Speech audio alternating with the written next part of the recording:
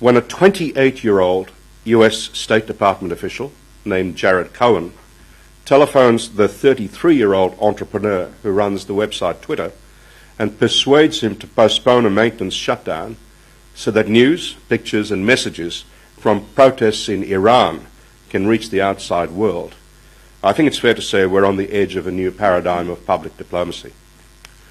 When the United Nations launches an investigation as a result of mobile phone videos posted on the internet, which lead to the departure of an African dictator, we see the global impact that social media can have on international affairs. When we see a suicide bomber streaming pictures live from his mobile phone as he approaches a group of Westerners in the Marriott Hotel in Jakarta in 2009, we're left with little doubt as to the power of the imagery to inspire those who wish to follow in his wake. The images are recorded and posted on the web by the bomber's handler, who you can hear urging him on to martyrdom. And when we see China announcing a breathtaking expansion of both its news gathering and internet television broadcasting services, and its rival India acquiring assets such as Virgin Radio, buying a share in Bloomberg Television, and joint venturing with Steven Spielberg, we're witnessing the rise of a form of soft power which it behoves this country to stand up and pay attention to. Many more such public diplomacy-related events are occurring right now. And here's a glimpse of the world in which they occur and why we need to involve ourselves in it. Half of humanity is under 30. Within the next decade, Chinese will overtake the North Americans as the largest users of the internet. Indians will be the second largest community online. The predominant languages forecast for the net during this time are Mandarin, Spanish, Russian, Hindi and Portuguese. When we look ahead, the future in terms of influence and new media, particularly in our region, becomes even more fascinating. As of the 30th of June this year, 825 million people in Asia were online. By 2012, Asian web surfers, including about 490 million Chinese, will outnumber North Americans by 3 to 1. And Indians, as we've said, will become the second largest group online. Across the Middle East, young people make up a relatively high percentage of the internet population in particular. More than 50% of the population in Yemen, Oman, Saudi Arabia, Jordan, Morocco and Egypt are estimated to be under 25. In the rest of the countries, the under 25 net generation makes up around 35 to 47% of the total population. Now, all these young people online share similar characteristics. A disdain for traditional media, valuing peer-to-peer networks, sharing of videos either created by them or valued by them for activism. Many young people use only the internet to get their news and use only social network sites to communicate with and influence each other. They rely totally on the internet for all their information. They have challenged authority and will continue to do so. How effectively they'll be transforming of regimes or society remains to be seen, but there are 3 key elements which are emerging when we study these audiences. They are the leaders of tomorrow. The first is their concept of accepting the image as truth. They're quick to separate and identify the real from propaganda. And once the truth of the image is accepted, they flash it worldwide through their own networks, faster than any network of multinational or multilingual satellite television programs can do. The second element is the emergence of what I call new nodes of trust. In the past, most of what we learned came from mainstream media. When looking at sources of information, journalists, and as a result their audiences, relied on official communiques or briefings as one such node. In addition, journalists conducted their own interviews, although often through interpreters, with significant players in countries where English was not widely spoken. In the past, these were essentially the main reliable sources in trying to find the truth behind claims from either side of a conflict. This was also the comfort zone by which governments exerted influence through the mainstream media. Now, new media technologies have changed this concept of the node of trust.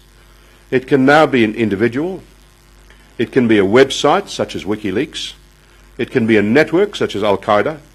It can be a blog such as that of Ahmed Rashid from Lahore. It can be an internet TV channel such as Al Jazeera, which people turn to for information. From a cubicle in Midtown Manhattan, a Nigerian publishes staggering examples of his government's corruption online, his country's government's corruption online, information that would get him killed back home. Philip Sowore, a 39-year-old political dissident from Nigeria, now in exile in New York, has created a website that has been referred to as Africa's WikiLeaks. It is the evolution of these nodes of trust in the future that governments will need to monitor and engage with if they are to successfully gain the attention of target audiences. So the question is, can governments provide the framework and environment to allow their participants to be accepted as part of the specific audience, which is also a community for discussion of important issues?